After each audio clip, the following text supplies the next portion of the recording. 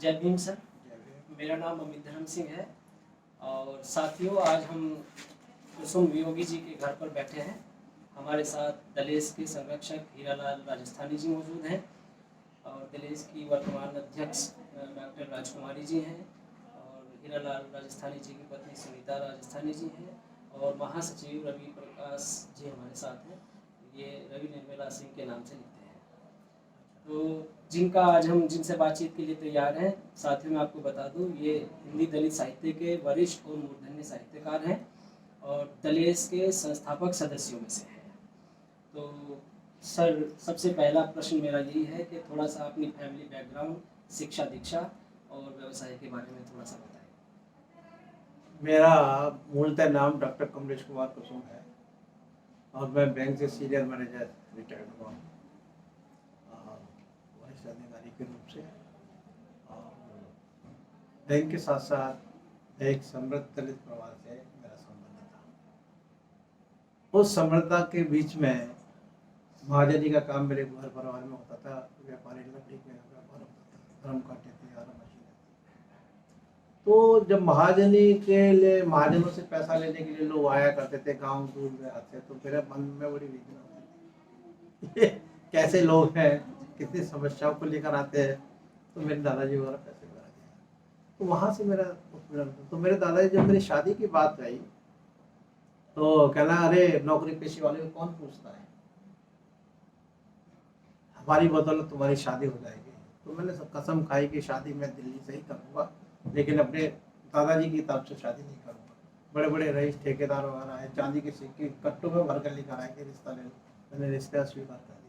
वहीं से मेरी सारे के सारे विद्रोही चित्र मेरे जागृत हुए। तो डॉक्टर डी आर जाटव जो है, हम लोगों का निकास भरतपुर राजस्थान से है। तो वहाँ से कभी कोई घटना घटी होगी तो सारे निकल कर गाँव से शहर में आए, तो हाथरस में आकर हमें देखा। तो डॉक्टर डी आर जाटव भी हमारे 2-3 परिवार के दादाजी के रिलेशन में थे। तो पहले नॉर्दर्न इंडिया के दिल्ली थे और वो जब आया करते थे तो मेरे देखा करते, मेरी बराबर पढ़ के दिखा, मेरी बराबर पढ़ के दिखा, तो मेरे अंदर एक चेतना जागी। अच्छा, हमारे यहाँ पर मिल बहुत थे हाथरस के अंदर, तो मिल कारखाने, तो मजदूर के स्ट्रगल वगैरह होते रहते थे, हड़तालें आंदोलन वगैरह, तो मैं देखता रहता था। तो वो वहाँ के उन सारी चीज़ों को देखते हुए मेरे दिमाग के अंदर आया। 11वीं क्लास में तो मैंने दास कैपिटल के सारे वॉल्यूम पढ़ लिए थे तो मैंने उससे प्रभावित होकर मैंने इकोनॉमिक्स से B honours economics Delhi university से किया, एमए किया, एलएलबी की, एलएलएम किया, पीएचडी किया, एमबीए किया, जर्नलिज्म किया और अपने बैंक के एग्जाम किया। तो उच्च से उत्तम शिक्षा जो हासिल हुई, तो मैं डिलीट नहीं कर पाया। तो मेरा ट्रिपल एमए हूँ, मैं इंग्लिश से भी हूँ, इकोनॉमिक्स से भी, और हिंदी से मैंने बाद में किया। हिंदी मेरा मूलतः, मैं हिंदी का छात्र नहीं रहा, लेकिन ललक थी वो डॉक्टर लिखने वाली जो थी ना तो प्रेरणा, तो उससे मैं प्रभावित होकर आया। तो सबसे पहले उम्र में मैंने जो है, मेरे ख्याल से 16-17 साल की उम्र का रहा। काका हदरसी हमारे यहाँ के बहुत फेमस कवि थे, तो उनकी कविताओं को पढ़ा करता था। साहित्य और संगीत का गढ़ है हमारा हाथरस क्षेत्र, तो वहीं से एक लिखने की चेतना जागी। और पहले लेखक की सीढ़ियाँ होती, जैसे प्रेम गीत लिखना या गज़लें लिखना, फिर थोड़ा सा और ऊपर आकर चढ़े तो थोड़ा सा राजनीतिक परिवेश में लिखना शुरू कर दिया, फिर और चले, फिर इस पड़ाव में आध्यात्मिकता की ओर आदमी झुक जाता है। तो ये सारे पड़ाव थे सारे, तो मैंने लिखता रहा। फिर मेरा संबंध 1972 यूनिवर्सिटी में ही है, पर एक यहाँ पर पेंगुइन का हत्याकांड हुआ था। एक दलित महिला को हॉस्टल में रहते उसे कुएं में डाल दिया, तो बड़ा आंदोलन चला। तो उस आंदोलन की हम भागीदारी और हिस्सेदारी करी। उस आंदोलन में बहुत सारे राजनीतिक लोग भी आए। दिल्ली का पहला सबसे बड़ा आंदोलन है, लिखा मैंने उसके बारे में आर्टिकल लिखा। तो वहाँ से निकलने के बाद है ना, तो हम अच्छा स्पीकर था, डिबेटर था मैं यूनिवर्सिटी कॉलेज का भी। तो मुझे जो है भारतीय बौद्ध महासभा के लोग मुझे अपने साथ लेकर आ गए। कहना ये अच्छा लड़का बोलता है, स्पीकर है, कहना इसको भारतीय बौद्ध महासभा। मैं भारतीय बौद्ध महासभा, तो मुझे अछूत कौन और कैसे, बाबा साहब डॉक्टर में किताब, अम्बेडकर के हालात वाले सारी किताब मुझे देते रहे। तो मेरा रुझान बढ़ता गया। मैं अम्बेडकर के, बाबा साहब का लिटरेचर संपूर्ण पढ़ चुका। तो करने के बाद है ना, बैंक में रहते हुए मेरे से लोग सवाल किया करते थे कि तुम बैंक में रहते हुए इतना काम कर लेते हो। मैंने कहा हाँ, उसमें क्या दिक्कत है, तो लगन होनी चाहिए। तो मैं सफ़र कर रहा हूँ तब लिख रहा हूँ, गाड़ी में ट्रेन में जा रहा हूँ तब लिख रहा हूँ, ट्रांसफर हो अकेला रहता था तो ये काम था मेरा। इस तरीके से मेरा लेखन चला जा रहा है। तो फिर हमने 1984 में भारतीय दलित साहित्य मंच की स्थापना की। करने के बाद फिर सोमनाथाचार्य जी ने अपनी एकेडमी बना ली। फिर हमने बाद में जाकर फिर देखा कि हमारे दलित साहित्यकार छुपे नाम छुपा कर यहाँ पर रहते थे। तो उन लोगों को डॉक्टर राजपाल सिंह राज ने सबको कवि के रूप में एक बहुत बड़े कुशल संगठन करता था डॉक्टर राजपाल सिंह राज। तो उन्होंने जो है जब राजपाल सिंह राज ने सारे लोगों को इकट्ठा किया तो भारतीय दलित तो नाम आया कि क्या नाम रखे, संत साहित्य मंच। मैंने कहा नहीं, भारतीय दलित साहित्य मंच रखो। मेरा महाराष्ट्र में नागपुर से संबंध था, आना जाना रहता था मेरा सन 72 से मैं इसमें रहे। करने के बाद इस तरीके से हमने दलित संगठन के सारे राइटरों को बुलाया। तो दलित संघ की स्थापना बात चल रही तो मशीन है, वॉशिंग मशीन है। तो करने की इस तरीके से हम लोग कार्य करते हैं। अच्छा, इसमें सर आपके परिवार के माता पिता का नाम और भाई बहन कितने हैं? मेरे हम 4 भाई थे, एक बहन थी, एक सिस्टर मेरी प्रिंसिपल है और तो एक भाई मेरे राज्यसभा चैनल के अंदर है, इंडिया का रिनाउंड मेकअप आर्टिस्ट है। 2 भाई मेरे बिजनेसमैन है, मैं स्वयं नौकरी पर हूँ, मेरे पिताजी नौकरी पर। पिताजी का क्या नाम है? मेरे पिताजी का नाम श्री राम गोपाल था, माताजी का नाम हीरा देवी। मेरे पिताजी senior accounts officer PN accounts office से रिटायर्ड हुए, लेकिन उनकी आध्यात्मिक प्रवृत्ति थी तो 12.5 साल 13 साल मौन रहे घर के अंदर। एक बहुत ऊंची संत अवस्था पर थी, तो काफी लोग आते थे। तो आध्यात्मिक परिवार रहा हमारा, तो कबीरपंथ से ज़्यादा प्रभावित। कबीरपंथ से? कबीरपंथ से। अच्छा, जैसे सर आपने बताया कि मेरा जो प्रोफेशन रहा वो बैंक से जुड़ा हुआ रहा। जी। तो बैंक और साहित्य का तो बिल्कुल अलग अलग क्षेत्र होता है। तो साहित्य में आप किन की प्रेरणा से आए या कहाँ से आपको ये साहित्यिक जुड़ाव का एक जो है लगा कि मुझे साहित्य में जाना चाहिए? नहीं, ये जो ये समाज में घटनाएं घटित होती थी, जो मेरे दादाजी के यहाँ पर लोग लेने के लिए आते थे पैसा वगैरह ब्याज पे, तो वो देखता था मैं स्थिति उनके देखता, तो मेरा मन बड़ा द्रवित होता था।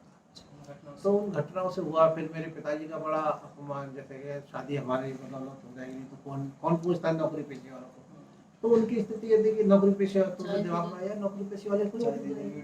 तो मैंने भाइयों की शादी सब यहीं से की सारी की सारी, और सारी बौद्ध रीति से ही और बुद्धिस्ट रीति से ही मेरे भी शादी होने के बाद मेरे घर में परिवार में आज तक का रिकॉर्ड है मेरा, जहाँ कहीं हिंदू रीति से शादी होती है आई नेवर अटेंड, चाहे मेरे भाइयों की रही हो या घर परिवार खानदान में रही, मैंने कभी जो है हिंदू रीति रिवाज की शादी में कभी शामिल नहीं। तो साहित्य के क्षेत्र में आपका कोई गुरु भी रहा सर जो आपको इंट्रोड्यूस कराता है? नहीं, ये तो नहीं, ऐसा कुछ नहीं था। ये स्फूर्त प्रेरणा थी। लेकिन बेहलाल हरजी एक बड़ा नाम थे जमुना पार्क के अंदर, दिल्ली के अंदर, क्या दिल्ली के आसपास के सूबों में।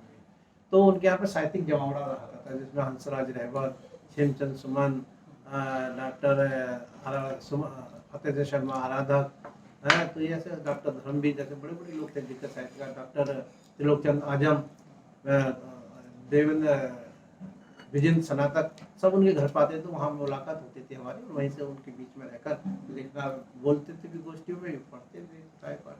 तो वहाँ से निकल गए। तो बेहलाल जी को हमने एक वैसे ही समाज की वजह से बुजुर्ग के नाते उनको गुरु कहना है, गुरु क्योंकि सभी लोग आते हैं।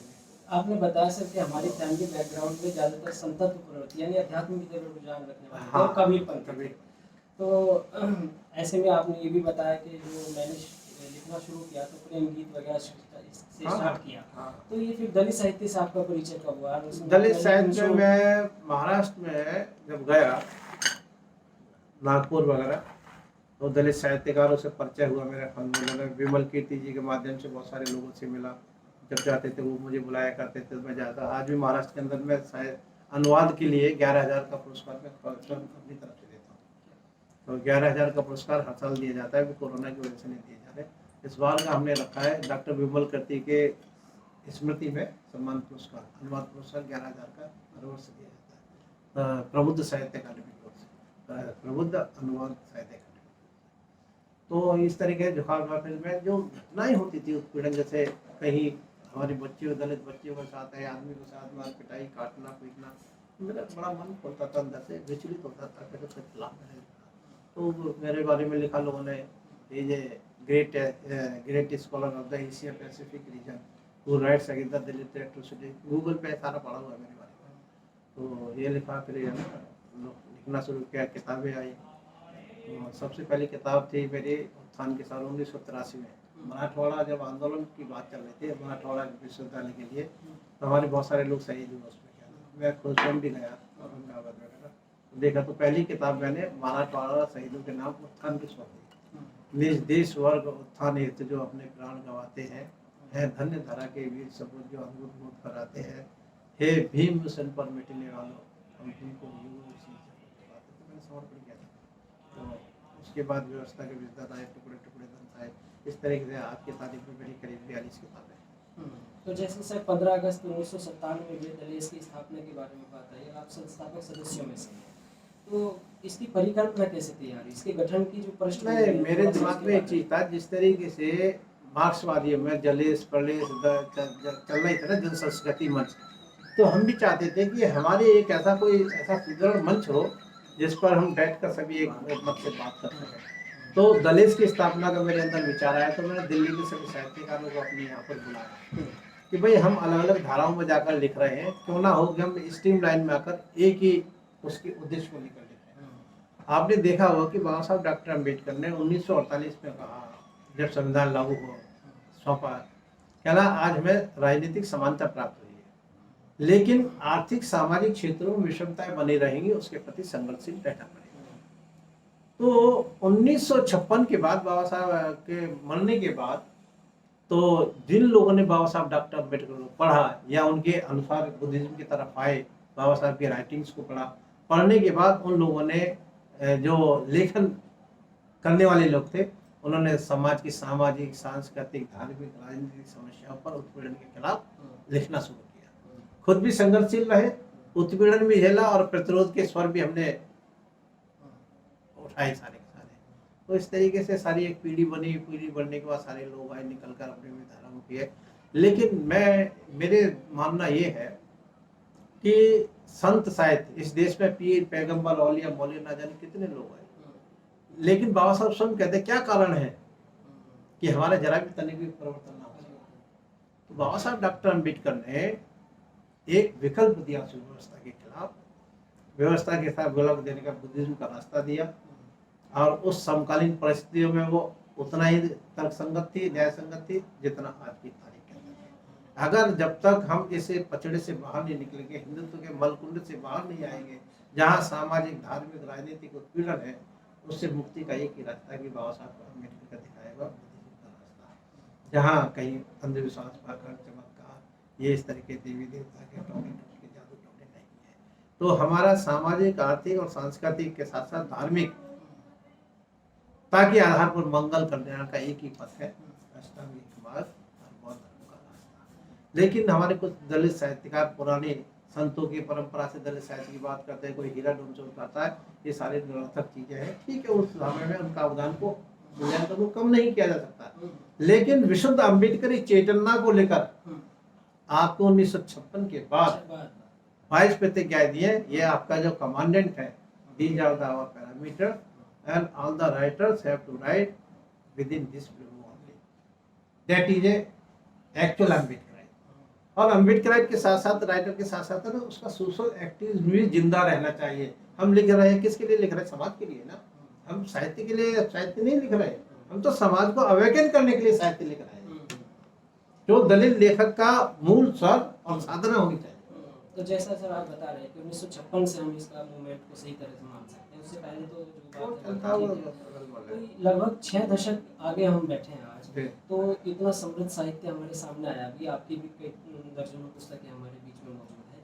तो आप दलित साहित्य के माध्यम से या जो दलित राजनीति का श्रीराम के माध्यम से हमारे यहाँ आई है, तो उससे क्या परिवर्तन आप समाज में देख पाते हैं? क्योंकि 6 दशकों का लंबा सफर ये है और आपका भी 5 दशकों का तो मेरे ख्याल से ही लेखन क्षेत्र। देखिए, बाबा साहब डॉक्टर अम्बेडकर के बाद समाज के अंदर जो हमारे लोक प्रचारक थे, उन्होंने नए नए गीत लिखे, पहलाव के गीत लिखे, लोगों के उत्थान के गीत लिखे, जागरण के गीत लिखे, और ये पूरी नींव जो राजनीति की जो नींव, पुख्ता नींव जो रखी, चाहे प्रोफेसर बुद्धप्रिय मौर्य के बाद जिन लोग निकल कर आए, लोग गायक आए, कवि आए, उन्होंने मंचों पर जाकर लोगों को अवगत कराया, अपनी बातें रखे, उन बातें रखने के साथ समाज में एक चेतना आई। पहले हम शोषण को सहज सहेलिया करते थे, शायद ये हमारी नियत है, शायद हमारे भाग्य में ऐसा बना है, ऐसा कुछ है। जब राजनीतिक सोच पैदा हुई, लोगों में जागरूकता पैदा हुई, काशीराम ने भी बीबी मौर्य की जमीन पर ही काम किया ना, जो दलित लेखकों ने काम किया उसी की जमीन पर काम किया ना। लेकिन काशीराम साहब ने क्या किया कि बाबा साहब डॉक्टर अम्बेडकर भी एक जगह कहते हैं कि अगर तुम धर्म परिवर्तन ना कर सको तो कम से कम अपनी जाति को मजबूत करें, एक शब्द दिया। तो काशीराम ने उसी विचारधारा को लेकर बताया। लेकिन बाबा साहब का कॉन्सेप्ट था कि जाति को मजबूत करने के साथ एक वर्ग में कन्वर्ट करना जरूरी है, जैसे बहुजन चेतना जिसको है, तो ये एक वर्ग है। अगर हम जातिवाद, द ग्रेट चमार, द ग्रेट राजपूत और ये करके रहेंगे तो आने वाले समय पर क्या हुआ, बाबा साहब ने स्वयं कहा कि उन्होंने कहा कि Hindus like a cantonment, once time will come they will fight to each other. आज वही स्थिति समाज में पैदा हो, हम कबीलाई स्थिति में है। वो राजपूतों का और ठिकाना है, ये ब्राह्मणों का गांव है, ये चमर टोला है, ये बनिया टोला, इस तरीके। तो आमने उस समय पर आमना सामना हुआ। तो हमें जाति के जितना हम इससे मुक्त हो सकते हैं, और मुक्त होने का रास्ता एक ही है, बुद्धिज्म। वहाँ आइए आप पहली पीढ़ी में आपको दिखेगा कि शायद जाति हमारे साथ चिपकी रही है। जाति कभी नहीं चिपका, जाति को तो हम स्वयं चिपका रहे हैं। जब आपकी दूसरी पीढ़ी आएगी उसे पता ही नहीं होगा, मेरी पीढ़ी के बच्चों को नहीं पता, मेरे पोते को नहीं पता कि वी बिलोंग टू ए जाटो कम्युनिटी और Chamar community, they don't know. Sir, ये दलित साहित्य और दलित राजनीति में कोई सामंजस्य आप देखते हैं, इनका कोई है तालमेल? हाँ, नहीं है। यही कारण है, जिस तरीके से मार्क्सवादी लोग थे, उनके पास उनके कम्युनिस्ट लीडर थे, पार्लियामेंट में भी उनकी आवाजें दिया करते थे, उनके पीछे जननाट्य मंच रहे हो या जन संस्कृति मंच रहे हो या और भी चीज हो, उनके पास एक साहित्यकारों के सर के ऊपर सरप्लस थी, राजनीतिक पॉलिटिकल शेल्टर था। हमारे साहित्यकारों के सर के ऊपर शेल्टर नहीं, राजनीतिक शेल्टर नहीं है। ना जाने क्यों बुद्धिजीवियों से मायावती डरती है, क्या है, या पसंद नहीं करती, समझ नहीं आती। हमने कई बार भी मायावती के खिलाफ भी लगा, और साहित्यकार जमीन तैयार कर रहा है, साहित्यकार नेतृत्व दे रहा है पूरा का पूरा राजनीति। तो ऐसी स्थिति के अंदर ना जाने ऐसे कौन से कारण है कि जो राजनीतिक लोग साहित्यकारों के खिलाफ। तो क्या सर उन्हें भी अपने नेतृत्व का खतरा सताता है? हाँ, जब क्या देखिए, बुद्धिजीवी जाएगा तो अपनी जगह भी बनाएगा, विचार भी देगा। देखिए, पद और सत्ता, पद का मद, ये बहुत खतरनाक होता है। तो पद के मद में जो लोग रहते हैं, साहित्यकारों के लिए तो राजनीति पैर की जूती है, जब चाहे जब बदल दो। कलम दिनकर ने कहा है ना, ये दो में से तुम्हें क्या चाहिए, कलम या की तलवार। कलम राजनीति जब लड़खड़ाती है तो कविता आगे, तो साहित्य कविता आगे खड़ी होती है, साहित्यकार दिशा देता है, राज भी दे रहा है। आज इतने लोग निकल कर आए, पढ़ने लिखने का अवसर प्राप्त हुआ कॉन्स्टिट्यूशन के माध्यम से, तो हम लोग लिख रहे हैं, सारी चीजें कर रहे हैं, लेकिन हमको कॉन्स्टिट्यूशन ही प्रोटेक्ट करता है, ना कि पॉलिटिकल लीडर। तो ये सारी चीजें। तो सर, हम 6 दशकों समय आगे बैठे हैं, तो हमें दलित साहित्य में देखने को मिल रहा है कि अब लगभग तीसरी पीढ़ी दलित साहित्य में पदार्पण कर रही है। तो इस समयांतराल में आप दलित साहित्य की अवधारणा में कोई अंतर पाते हैं, या उनके लिखने पढ़ने में कोई चेंजेस पाते हैं जो तीसरी पीढ़ी अब आ रही है? देखिए, पहली पीढ़ी अपने उत्पीड़न, विरोध और संघर्ष को लेकर आगे बढ़ी। दूसरी पीढ़ी जब निकल कर आई तो उसमें थोड़ा सा एक सुधार आया समाज, जैसे उनको एक कॉन्स्टिट्यूशन प्रोटेक्शन मिल रहा है, सारा का सारा। जो तीसरी पीढ़ी जो अब आ रही है, ये पीढ़ी बड़ी निर्भीक और निडर पीढ़ी है, और बड़ी दमदार तरीके से अपने लेखन में आ रही है। मैं स्वागत करता हूँ, और ये काम होना चाहिए। मैं देखता हूँ, मेरे लोगों को पढ़ता भी, मेरे पास किताबें भी आती है, बहुत अच्छा लगता है। लेकिन अब क्या है कि मैंने बहुत सारे रचनाकारों की कविताएं पढ़ी, कहानियां पढ़ी, जो हमने उस समय में प्रतिमान गढ़े दलित साहित्य के अंदर, वो उन्हीं के इर्द गिर्द उन्हीं शब्दों को लेकर आ रहे हैं। लेकिन जो अनुभव हमारे पास है ठोस जमीनी, वो आज की युवा पीढ़ी की तीसरी पीढ़ी के पास नहीं है। लेकिन शब्दों का चयन वो वहीं से कर रहे हैं जो हमने लिखा है। मैंने कई कहानियां देखी, मैंने अभी चाहे बुस्सारा हंसराय हो, अभी प्रखर भक्त की कहानी मैंने लिखा। मैंने कहा यार, ये प्रतिमान तो मैंने कहानियों में स्थापित की उस जमाने में, जय भीम वाले, और क्या नाम है, मेरी कहानी और वे पढ़ गई, शायद पढ़ी बाबू, तो उस पर आ रहा है। कविताएं हैं, कविताओं को नई लेखकों के पास वही बिंब है जो हम देख रहे हैं। हमने इन मिथकों को तोड़ना है, इन मिथकों को साथ साथ अपने नई नई इनोवेटिव चीजें ला कर देनी है समाज को, प्रगतिशीलता के माध्यम से, अपने जागरूकता के माध्यम से, या ये कहो कि बाबा साहब डॉक्टर आइडियोलॉजी को फॉलो करते हैं। लेकिन अब दलित साहित्य पीछे रखकर अब सामाजिक न्याय और परिवर्तन की पक्षधर कहानियाँ कविताएं समाज में आनी चाहिए। तो आप तीसरी पीढ़ी को मूर्ति ये संदेश भी देना चाहते हैं? सामाजिक न्याय और सामाजिक परिवर्तन की पक्षधर कविताएं कहानियाँ। तो सर मेरा आखिरी क्वेश्चन ये है कि आपके रिटायरमेंट कब हुआ था और उसके बाद से आपकी जो व्यस्तताएं हैं वे क्या है और वर्तमान में आप क्या लिख पढ़ रहे हैं? मैं रिटायरमेंट के बाद मेरा संपूर्ण मैं जो लेखन में जाता स्वतंत्र लेखन करता हूँ, सामाजिक लेखन करता हूँ और इतवार को बुद्ध विहार में जाना, प्रवचन करना, धार्मिक स्वतंत्र लेखन है। अभी अकादमी का सदस्य रहा मैं 3 साल, तो स्वतंत्र लेखन ही कर रहा हूँ मैं। बाकी कोई कहीं सामाजिक प्रोग्राम होते हैं, ये वक्ता बुलाते हैं, चला जाता हूँ। बाकी है ना, लोगों को एजुकेट करने का ही काम है। बहुत बहुत धन्यवाद, आपने समय दिया। तो दोस्तों ये थे कुसुम योगी जी हमारे साथ, जो बहुत संक्षेप में हमने इनका साक्षात्कार लिया है और मेरे ख्याल से संक्षेप में भी इनके कर्तृत्व और व्यक्तित्व के कई पहलू हमारे सामने खुलाए हैं। मैं कुसुम जी को पुनः धन्यवाद देता हूँ, बहुत बहुत आभार व्यक्त करता हूँ दलेश की तरफ से भी और अपनी तरफ से। धन्यवाद।